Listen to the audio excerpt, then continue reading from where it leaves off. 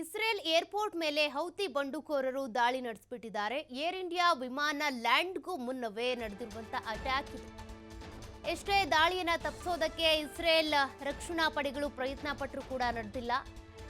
ಈ ದಾಳಿ ಆಗೋಗಿದೆ. ವಿಚಾರ ತಿಳಿದು ಅಬುಧಾಬಿಗೆ ಮಾರ್ಗ ಬದಲಿಸಿದಂತ ಏರ್ ಇಂಡಿಯಾ ಹೌತಿ ಬಂಡುಕೋರರ ದಾಳಿಯಿಂದ ತಪ್ಪಿಸಿಕೊಂಡಂತ ಏರ್ ಇಂಡಿಯಾ. ಬಟ್ ಅಟ್ಯಾಕ್ ಅಂತೂ ಆಗಿದೆ.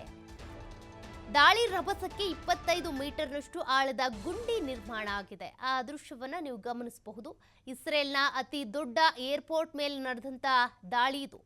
ಬೆನ್ ಗುರಿಯನ್ ಅಂತಾರಾಷ್ಟ್ರೀಯ ವಿಮಾನ ನಿಲ್ದಾಣದಲ್ಲಿ ದಾಳಿ ಆಗಿದೆ. ಹೌತಿ ಬಂಡುಕೋರರು ಮಾಡಿರುವಂತ ದಾಳಿ, ದೊಡ್ಡ ಪ್ರಮಾಣದ ಗುಂಡಿ ನಿರ್ಮಾಣ ಆಗಿದೆ. ಅಲ್ಲಿ ಮೇ 6ನೇ ತಾರೀಕುವರೆಗೂ ಕೂಡ ಟೆಲ್ ಅವೀವ್ಗೆ ಏರ್ ಇಂಡಿಯಾ ವಿಮಾನವನ್ನ ಬಂದ್ ಮಾಡಲಾಗಿದೆ. ಇನ್ನು ದೆಹಲಿ ಟು ಟೆಲ್ ಅವೀವ್ ವಿಮಾನಗಳು ಅಬುಧಾಬಿಗೆ ಮಾರ್ಗ ಬದಲಾವಣೆ ಆಗಿರೋದು. ಅದಕ್ಕೆ ಸಂಬಂಧಪಟ್ಟಂತೆ ಗ್ರಾಹಕರಿಗೆ ಅಥವಾ ಪ್ಯಾಸೆಂಜರ್ಸ್ಗೆ ಇದಕ್ಕೆ ಮಾಹಿತಿಯನ್ನು ಕೂಡ ಕೊಟ್ಟಿದ್ದಾರೆ, ಸೂಚನೆ ಕೊಟ್ಟಿದ್ದಾರೆ.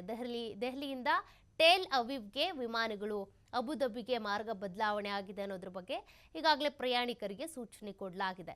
ದಾಳಿಯ ರಭಸಕ್ಕೆ ಎಷ್ಟು ದೊಡ್ಡ ಹೊಂಡ ಬಿದ್ದಿದೆ ಅದನ್ನ ನೀವು ಗಮನಿಸ್ತಾ ಇದ್ದೀರಾ.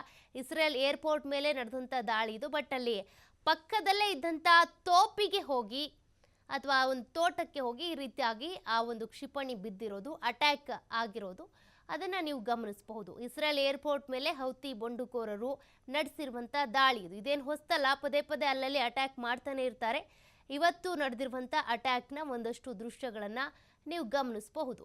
ಇಸ್ರೇಲ್ ಹೌತಿ ಬಂಡುಕೋರರು ಯಾವಾಗ ಎಲ್ಲಿ ಈ ರೀತಿಯಾಗಿ ದಾಳಿ ಮಾಡ್ತಾರೆ ಅನ್ನೋದು ಗೊತ್ತಾಗೋದಿಲ್ಲ. ಇಸ್ರೇಲ್ನ ಏರ್ಪೋರ್ಟ್ ಮೇಲೆ ಆಗಿರುವಂಥ ದಾಳಿ ಇದು. ಈಗಾಗಲೇ ಅಲ್ಲಿ ಒಂದಿಷ್ಟು ಬಣಗಳು ಸೃಷ್ಟಿ ಆಗ್ಬಿಟ್ಟಿವೆ.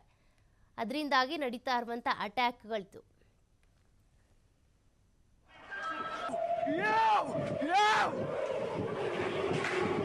Yo!